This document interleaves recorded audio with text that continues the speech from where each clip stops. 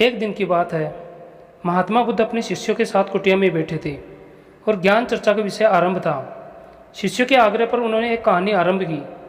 समीर नाम का जल्लाद मगध राजमहल के पीछे बने कस्बे में रहता था। वह मगध साम्राज्य का प्रमुख जल्लाद था। उसका सारा जीवन दोषियों को फांसी देने में बीत गया। अब वह लगभग 60 वर्ष की आयु का हो गया था। समीर अब राज की सेवा से मुक्त हो चुका था और अपना अंतिम जीवन वह अपने घर में व्यतीत कर रहा था। अपने जीवन काल में किए गए सभी घटनाओं को याद कर वह पश्चाताप करता और सोचता, मेरे हाथों से इतने जीवों की हत्या हुई है। यही सोच विचार करते हुए वह नहा धोकर तैयार हुआ। जैसे ही वह खाना खाने के लिए बैठा, दरवाजे पर आवाज़ आई। समीर बाहर निकल कर देखता है तो एक भिक्षुक उनके द्वार पर खड़ा है, जो जान पड़ता है काफ़ी दिनों की तपस्या के बाद उठा है और भूख से बिल्कुल व्याकुल है। समीर तत्काल अपना वह भोजन जो स्वयं के लिए था वह भिक्षुक को समर्पित कर देता है। भिक्षुक की भूख शांत हो गई। भिक्षुक प्रसन्न हुए। भोजन के पश्चात भिक्षुक और समीर दोनों बैठे हुए थे। तभी समीर ने अपने जीवन में किए गए कार्यों को भिक्षुक के सामने प्रकट किया।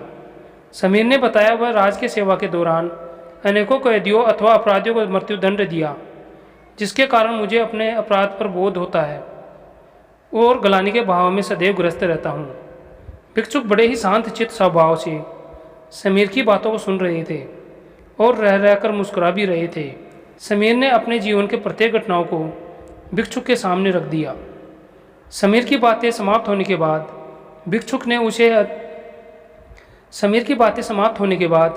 भिक्षुक ने उसे दोनों हाथों से उठाया और हृदय लगा लिया। कहा, वत्स, तुमने यह सब क्या स्वयं से किया था या फिर किसी के आदेश के कारण? समीर बोल पड़ा, यह सब सिद्ध होने के बाद राजा के आदेश पर यही मैंने मृत्युदंड दिया। तो वत्स, फिर तुम दोषी कैसे हुए? तुमने तो अपने स्वामी के आदेशों का पालन किया है।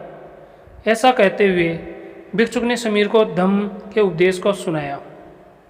उपदेश पूर्ण कर भिक्षुक वापस लौट गए। समीर जैसे ही भिक्षुक को विदा कर वापस आता है तो उसकी मृत्यु हो जाती है, जिसके उपरांत उसे मोक्ष की प्राप्ति होती है। कहानी अंत कर महात्मा बुद्ध शांत हुए। महात्मा बुद्ध के शिष्य इस पूरी घटना को ध्यानपूर्वक सुन रहे थे। उन्होंने महात्मा बुद्ध से पूछा, जिसने पूरे जीवन अनेक लोगों की हत्या की थी, वह मोक्ष कैसे प्राप्त कर सकता है?